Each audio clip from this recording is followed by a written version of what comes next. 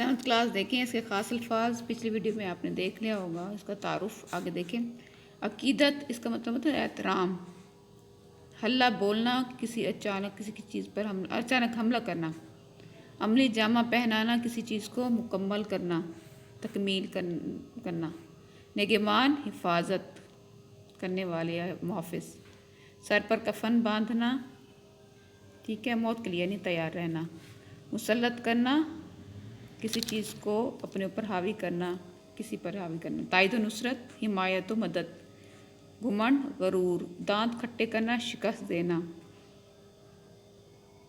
ناکوں چنے چبوانا، بہت یعنی مصیبت میں ڈال دینا، ٹھیک ہے، سیسا پلائی دیوار، غیور غیرت مند، مفلوج،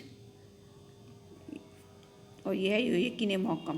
آگے دیکھیں، ہر قوم کے اپنے تہوار ہوتے ہیں، ہر قوم انہیں اپنے طریقے سے مناتی ہے۔ جی ہمارے یہاں بھی تو ہوتے ہیں، ایسے عید میلاد النبی، عید الفطر، عید الاضحیٰ، اور بھی اس طرح کے تہوار ہیں جو ہم مناتے ہیں، ٹھیک ہے بچوں، 7th کلاس۔ آگے دیکھیں، ان میں بہت سے کچھ تہوار مذہبی نوعیت کے بھی ہوتے ہیں، نوعیت کو انڈر لائن کریں اور لکھیں قسم کے ہوتے ہیں، جی ایسا ہی ہے۔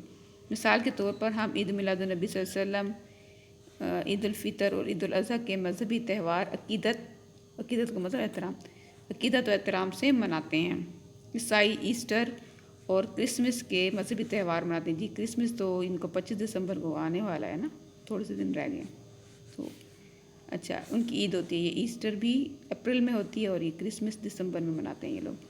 اسی طرح قوموں اور ملکوں کے تاریخ میں کچھ دن خاص اہمیت رکھتے ہیں، ٹھیک ہے، ان خاص دنوں کو مختلف ممالک اور قومیں اپنی ملکی اور قومی تہوار کے طور پر بڑے جوش و خروش سے مناتی ہیں۔ مثال کے طور پر یوم پاکستان، یوم آزادی، یوم تکبیر، جی ہم مناتے ہیں 28 مئی کو، ٹھیک ہے، جب ہم نے ایٹم بم کا ایکسپیریمنٹ کیا تھا جو کامیاب ہوا تھا 1998 میں نواز شریف کے دور میں، ٹھیک ہے، یوم دفاع، یوم اقبال اور یوم قائد اعظم وغیرہ، جی ہم یہ سارے ڈے جو ہے نا وہ مناتے ہیں۔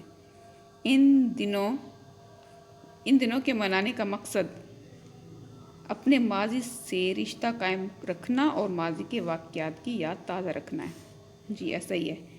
اچھا جی، ہم ہر سال، ٹھیک ہے، 6 ستمبر کو یوم دفاع مناتے ہیں، جی یہ ڈیفنس ڈے مناتے ہیں ہم۔ یہ دن ہمیں 1965 کی یاد دلاتا ہے، 65، ٹھیک ہے، جب لاہور کے قریب واہگہ کی سرحد پر بسنے والے پاکستانی دن بھر کے کام کاج سے تھکے ہارے گہری نیند سو رہے تھے، اچانک توپوں کی گھن گرج یعنی ان کی آواز نے ان کو جگا دیا۔ ہمارے پڑوسی ملک بھارت نے رات کی تاریکی میں ہم پر حملہ کر دیا، حلہ بول دیا، تو حملہ کرنا، ٹھیک ہے۔ اصول یہ ہے کہ کسی بھی ملک پر حملہ کرنے سے پہلے اعلان جنگ کیا جاتا ہے، جی ہاں، مگر بھارت نے ہم پر چھپ کر مکاری سے وار کیا تھا، جی بزدل ہے نا، اس نے جنگی اصولوں کے خلاف ورزی کی تھی۔ اس کا خیال تھا کہ پاکستانی سو رہے ہیں، ایسے میں اس کے لیے اپنے ناپاک ارادوں کو عملی جامہ کا مطلب ہے مکمل کرنا، کسی کام کو پہنانا آسان ہوگا۔ اسے معلوم نہیں تھا کہ پاک سرحدوں کی نگہبان محافظ کی آنکھیں جاگ رہی ہیں۔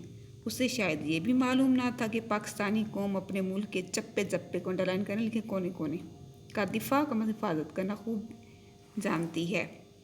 قوم کا ہر بچہ، جوان، بوڑھا سر پر کفن باندھے اپنی بہادر فوج کے شانہ بشانہ کو انڈرلائن کر لیں، لکھیں ساتھ ساتھ، کندھے کے ساتھ کندھا ملانا، دشمن شانہ بشانہ دشمن کے مقابل کو انڈرلائن کر لکھیں آمنے سامنے تھا۔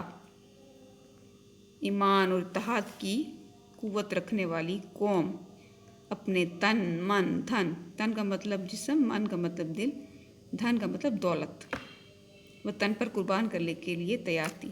جی ہم نے 6 میں پڑھا تھا، یوم دفاع والا چیپٹر یاد ہے مجھے، میں نے ایک چھوٹا سا کلپ بنایا، وہ بھی دیکھ لیجیے گا۔ اور 1965 کی جنگ میں نا ہماری میلوڈی کوئن جو تھی نا نور جہاں، انہوں نے ایک بہت اچھا سانگ گایا تھا جس سے ہماری فوج میں جذبہ जज्बा, ये लड़ने का जज्बा यानी बुरा था, वो ये था एक पुत्र हटा दे नहीं विक दे, आपने सुना हुआ होगा, है ना। चलें अब इसके आगे आप खुद रीडिंग करेंगे, मुझे इसकी ऑडियो भेजें, मैं बैठी हुई हूँ। ओके, दुआ में याद रखिएगा। अल्लाह हाफ़िज़।